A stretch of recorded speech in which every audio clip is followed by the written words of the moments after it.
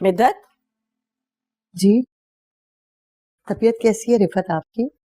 हाँ, तुम्हारी ड्रामेबाज और बदतमीज लड़की ने मेरा ब्लड प्रेशर बहुत हाई कर दिया। तो कैसी हो सकती है मेरी तबीयत? पहले तो मिद्दत, जब तुम अमेरिका से आती थी तो रिफत रिफत कहते तुम्हारी जबान नहीं थकती थी, और अब मुझे देखती हो और ऐसे ही नजरअंदाज करके चली जाती हो। मुझे तो ऐसा लग रहा है कि जैसे तुम नहीं, मैं तुम्हारे घर में रह रही हूँ। अगर आपको मेरा यहाँ रहना अच्छा नहीं लग रहा रिफत, तो मैं अपने अपार्टमेंट में शिफ्ट हो जाती हूँ। तुम्हारी मर्जी है मिद्दत, मैं तुम्हें रोकने वाली कौन होती हूँ? आप ये क्या कह रही हैं? कैसी बातें कर रही हैं? आपको कोई बात बुरी लगी है मेरी? नहीं, मुझे तुम्हारी कोई बात बुरी नहीं लगी है, लेकिन तुम्हारी बेटी की जरूर बुरी लगी है। तुम बजाय उसको समझाने के उसका साथ देती हो, हर बात में उसको सपोर्ट करती हो। नहीं, ये मैं नहीं करती, आप किया करती थी कुछ वक्त पहले तक।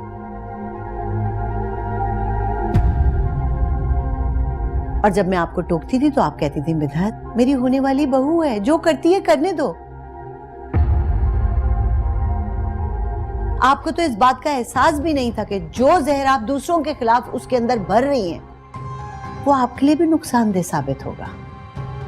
तुम अगर इतनी अच्छी माँ होती तो रोक लेती ना, मुझे दूर कर देती मुझसे उसको।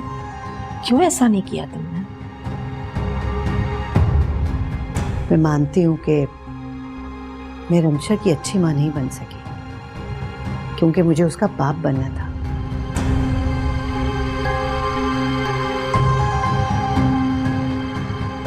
लेकिन आप भी तो उसकी ना खाला बन सकी और ना ही सास।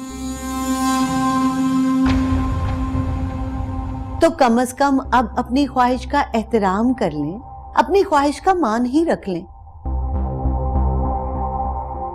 और जो रिश्ता इतने खतरात मोल कर इतने चाव से उसे बहू बनाया है, तो अब इस रिश्ते को निभा लें। बहू?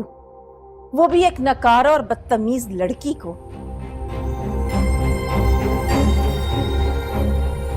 मिद्दत मेरी बहन, लोग तो उस पेड़ को भी जड़ से उखाड़ कर बाहर फेंक देते हैं जो फल या फूल नहीं दे पाता, और मैं एक बांझ को अपने घर में बिठाए रखूं?